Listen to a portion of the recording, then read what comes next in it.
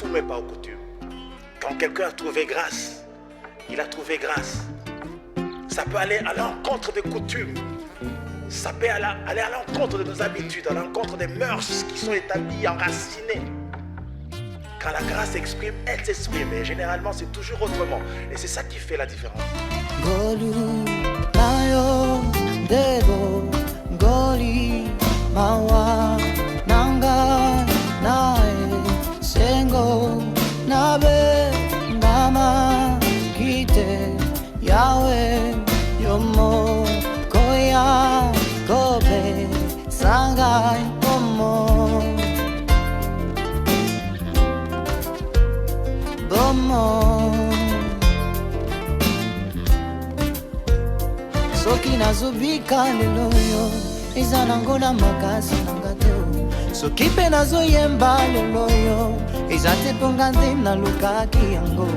Eza ngolu ya Nzambe na bomoi na nga nde esali ete nayembaki na lelo yo. Eza ngolu ya Nzambe na bomoi na nga nde esali ete nabika kindelelo ngolu nayo dero ngoli mawa nanga nae sengo nabe.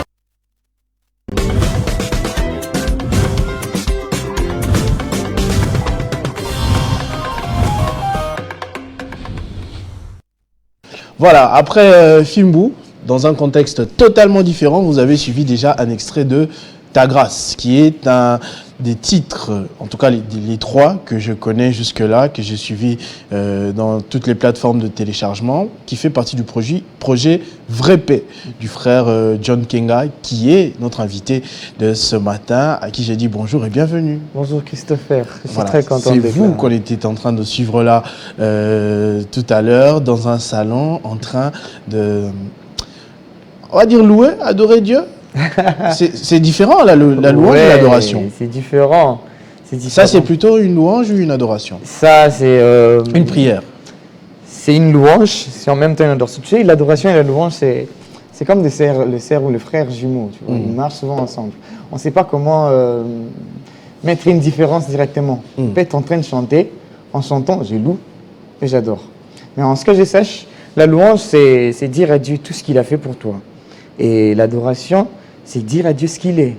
Tu vois, c'est un peu ça. Donc, je ne peux pas détacher ce que Dieu a fait pour moi et ce que Dieu est. C'est un peu ça. Donc, ça, je ne sais pas comment dire si c'est une louange ou c'est une adoration. Il y a la louange qui est à l'intérieur, il y a l'adoration qui est à l'intérieur. Tout à l'heure, quand je vous annonçais, à mon confrère qui était là, il a dit « Ah, mais les jeunes, pourquoi il fait gospel ?» Comme si les jeunes devraient faire que Inosbi ou je ne sais pas moi, Rebo. Vous êtes jeune. C'est quoi votre histoire avec la musique, votre histoire avec le gospel, pour être plus précis? Est-ce que vous avez fait déjà une autre musique à part le gospel? Bon, je n'ai pas encore fait une autre musique à part le gospel. Vous avez grandi, appris à chanter dans le gospel? J'ai appris à chanter dans le gospel. Mais il m'est arrivé de chanter une chanson d'un roman. Mais c'est en mettant Jésus à l'intérieur, toujours ça. C'est toujours le gospel. C'est un roman que j'ai écrit. Adapté? Ouais, adapté. Bon. C'était un roman que, je peux citer le nom, que ah, bien sûr. Andrea Moloto a y écrire. C'était Matthieu Tissé. Donc le roman parlait de fructifier les talents, tous les talents que Dieu nous a donnés. Donc il fallait que j'écrive une chanson là-dessus. Donc c'est un peu ça, la seule musique que j'ai fait en dehors du gospel 100%. Mais c'est quoi votre histoire? Vous commencez quand? Pourquoi la musique? Est-ce que vous faites que ça? Avec le gospel, elle date de très longtemps, c'est toute une vie. Hein. Déjà, je suis né dans une famille où maman est musicienne et j'ai mes frères qui font la musique aussi et moi aussi j'en fais partie. Et il y a un jour, donc je commence à faire mon histoire toute parce que mon histoire elle est un peu très longue. Il y a un jour où ma maman achetait les instruments à la maison parce qu'elle était musicienne, elle devait acheter ses instruments pour faire la répétition. Moi déjà j'aimais bien ma guitare parce que tu me vois tenir la guitare comme ça. J'aimais très bien ma guitare. Maman a acheté une guitare et un clavier et une guitare basse. Et elle nous a dit que personne ne touche à ma guitare. Moi déjà, j'aimais très bien la guitare, ça bouillonnait en moi. Je dis comment je vais faire? Et gloire à Dieu, il y a un jour, maman a voyagé. Hey, Ça, c'est la fraude. Comment vous pouvez dire gloire à Dieu dans la fraude? Ah non, c'est pas la fraude, tu vois. Tout concours Elle au bien. elle a dit, ok, John, entretient ma guitare. Non, vous savez, tout concours au bien de ce qui aime Dieu. Quand moi, ouais, j'ai dit, ok.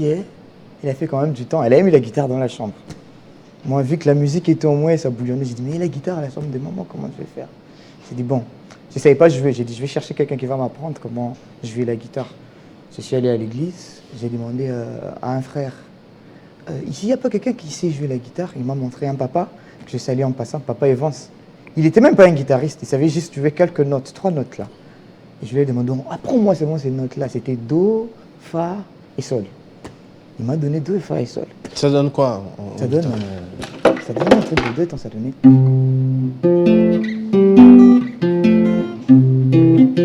C'était ça la première mélodie que j'ai eu à apprendre. Et puis, je suis rentré à la maison, j'ai pris la guitare de maman, c'était dans sa chambre, j'ai dit, bon, advienne que pourra.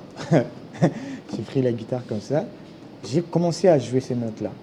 Et vu qu'il y avait la musique en moi, je me suis dit, bon, et si je commençais avec Ré à la place de commencer avec Sol, à la place de commencer avec... Ça a donné notre mélodie. C'est comme ça que j'ai commencé. Là, c'était en 6e primaire. C'est comme ça que j'ai commencé à apprendre à jouer la guitare, je me suis développé. Et puis, j'ai créé des mélodies. J'ai créé des mélodies comme ça. Et puis, j'ai commencé Toujours dans l'église? Toujours dans l'église. Il ne vous a jamais traversé l'esprit de peut-être, je ne sais pas, le faire dans un bar? Dans un bar? Le faire dans le monde pour vous faire de l'argent je ne sais pas, dans le gospel, c'est un peu strict. Hein. Je suppose que vous étiez en train d'évoluer dans une chorale. À l'église, on ne paye pas. Hein. À l'église, vous le faites pour Dieu. Oui, bon, ça, je ne le nie pas. Oui. Mais directement, genre, vous faites, on vous donne l'argent, ça, c'est non. L'église, c'est l'apostolat, vous le faites pour Dieu et vous attendez. Déjà, de base, notre maman nous a toujours dit que Dieu prend soin de nous. Quand tu sers Dieu, Dieu finira toujours par te payer. C'est un patron qui ne fait pas passer les mois sans te payer. Il peut te payer aujourd'hui, il te paye demain, il te paye après-demain. Il n'a pas besoin d'attendre la fin du mois. Il n'a pas besoin d'attendre la fin du mois. Donc, tu travailles pour lui d'abord. Donc, mais ce qui est vrai, on ne travaille pas pour lui d'abord pour l'argent. C'est vrai que la musique c'est aussi une profession pour moi. Est-ce que c'est vrai que la musique fait des miracles? La musique, oui. Vous avez un témoignage? Oui. Lequel? De ma propre chanson d'ailleurs. Il y a une sœur à l'église qui m'a demandé une chanson qui n'a pas été vraiment trop disponible. Elle aimait beaucoup la chanson. Elle a dit, envoie-moi cette chanson, tout ça, je vais suivre. Tout. Elle a pris la chanson. Et puis, elle suivait ça à l'université. Son ami l'a demandé, est-ce que tu peux m'envoyer cette chanson? C'est une très belle chanson, je vais la suivre à la maison, tout ça. Et puis après, la sœur a voyagé. La sœur était au Canada, si je ne me trompe pas. Elle était malade. Et puis elle a pris la chanson, elle a mis. Elle a dit, quand elle a mis cette chanson-là, et puis elle n'était plus malade. Vous voyez? Il y a une force dans la mélodie. Et puis la mélodie, elle est spirituelle. Parce que, vous savez, on n'a pas... l'origine de la mélodie, là, on ne connaît pas.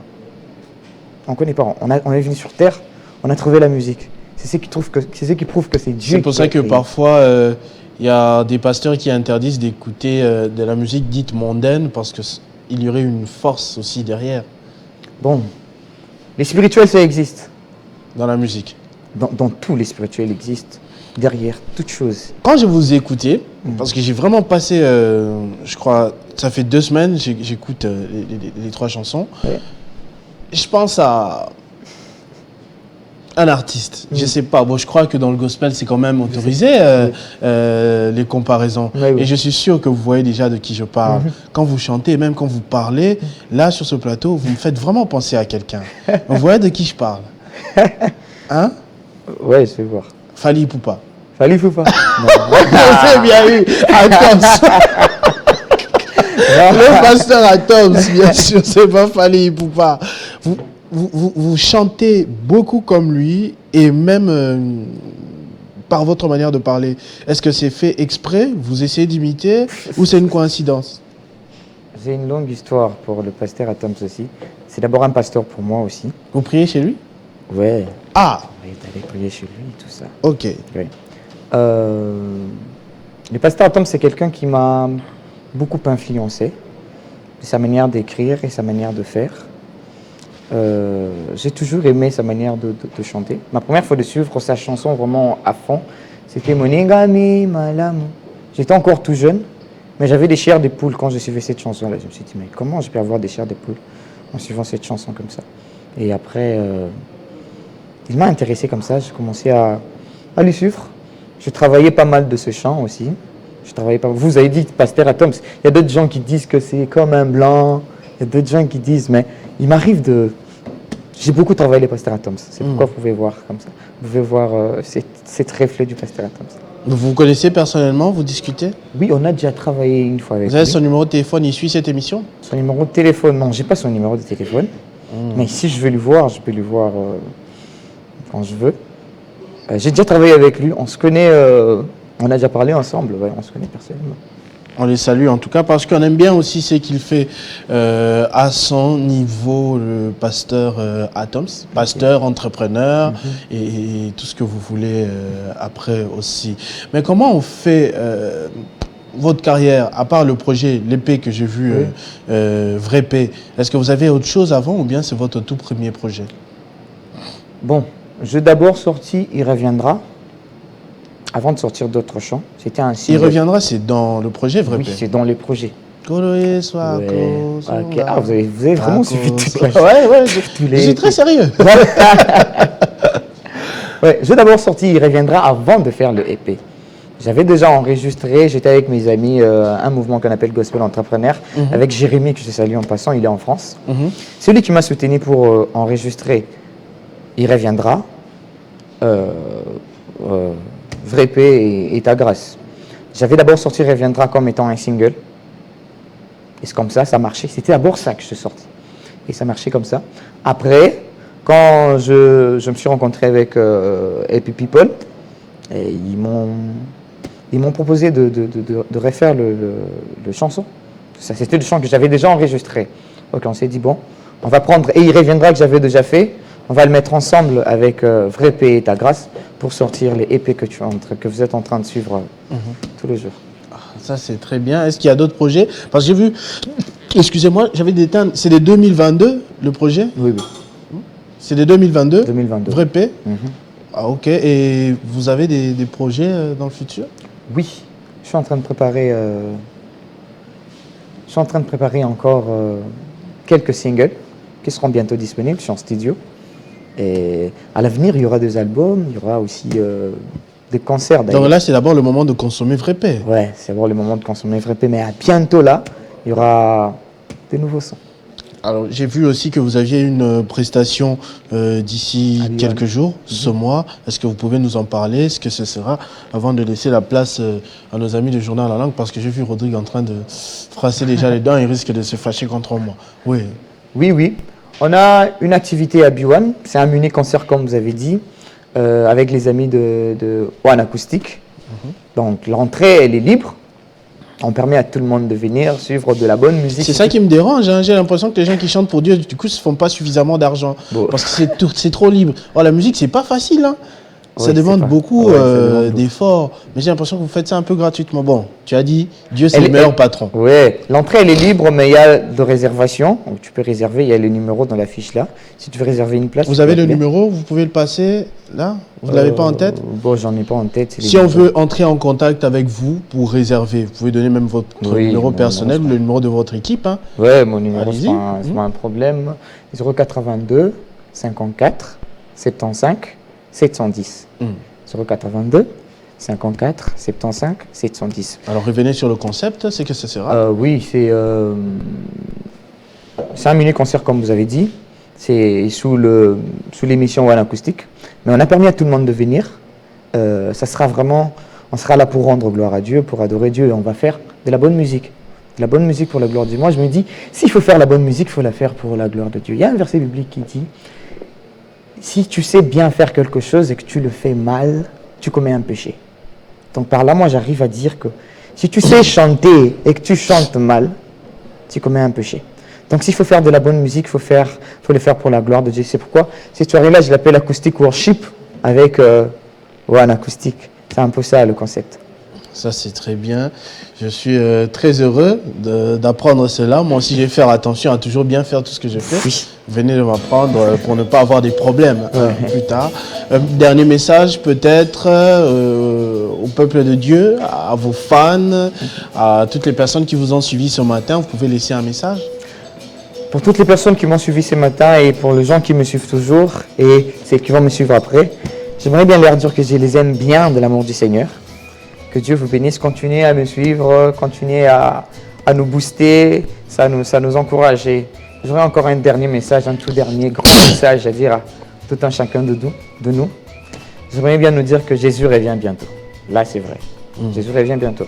Avec tout ce qui s'est passé sur cette terre-là, c'est la preuve, ce sont des signaux qui prouvent vraiment que Jésus revient bientôt. C'est tout ce que j'avais à dire. Vous disiez tout à l'heure que quand vous écoutez Moningami, madame, ça vous faisait la chair des poules. Oui. Moi, c'est quand j'ai écouté Il reviendra que ça m'a fait un peu de ce que vous dites là. Wow. Ouais, ça m'a un peu fait peur. Voilà, Pourquoi avoir peur? On n'est jamais prêt. On dit qu'il va revenir comme un voleur, le Fils de Dieu, mais qui mais il faut être toujours comme un voleur. Donc, Mais il faut être toujours prêt tout le jour. En tout cas, merci beaucoup en tout cas pour d'avoir répondu à notre invitation, d'avoir discuté un tout petit peu sur votre carrière. J'espère qu'on va se retrouver ici très prochainement et qu'on va aborder votre carrière de manière un peu plus longue, avec de plus longs projets et de plus grands accomplissements. Je vous le souhaite, parce que le talent, il est là, et vous faites bien les choses. J'ai vu la qualité des clips, du son, bien organisé, Apple Music, oui. Il faut vraiment bien faire les choses, et c'est très bien. Pourquoi pas, peut-être, j'essaierai un jour figurant dans votre clip aussi. Oui. C'est quoi que vous n'avez pas encore clippé? Tous les trois chansons sont clippées? J'ai déjà clippé. Ah, ok, peut-être pour les projets à venir alors. Voilà. On va attendre ça avec énormément de plaisir. Le frère John King a été de notre ce matin. Merci beaucoup. Merci beaucoup. Avant de nous séparer, je profite de m'amender des quelques dettes, notamment de la part de la production. Madame Francine Bombo a tenu à passer un message à Madame Anne Masengu Chimpaka, candidate députée nationale et présidente de l'ONG Hold My Hands. En tout cas, elle lui souhaite beaucoup de chance dans ses entreprises, dans ce qui va arriver d'ici décembre ici, que tout puisse bien se passer pour elle, qu'elle puisse exceller dans toutes ses entreprises. C'est de la part de Francine Mbombo, comme je le disais tout à l'heure. Jean-David Kilolo aussi a des gens qui fêtent leur anniversaire aujourd'hui. On va les découvrir ensemble parce que je crois qu'il a oublié de me laisser quelques noms. Sinon, entre-temps, portez-vous bien. Vous avez compris que cette matinale était spéciale. Nous avons abordé essentiellement la question des léopards avant de prendre notre unique invité, M. John King, ce matin. On va laisser la place au journal La Langue. Je disais tout à l'heure, M. Rodrigue Mumbere est déjà de l'autre côté avec des nouvelles. Il ne faudrait pas le retarder longtemps. J'ai vu Tom Smavivi également dans les parages, Jano Moujani également. Entre-temps, restez fidèles donc au programme de votre chaîne Télé 50. Vivez heureux, vivez 100 ans. J'ai fini aussi par saluer M. Grasse qui était dans les coulisses avec moi aujourd'hui. On s'est rencontrés sur Messenger et on a bien fait les choses. Sans oublier l'anniversaire du boss.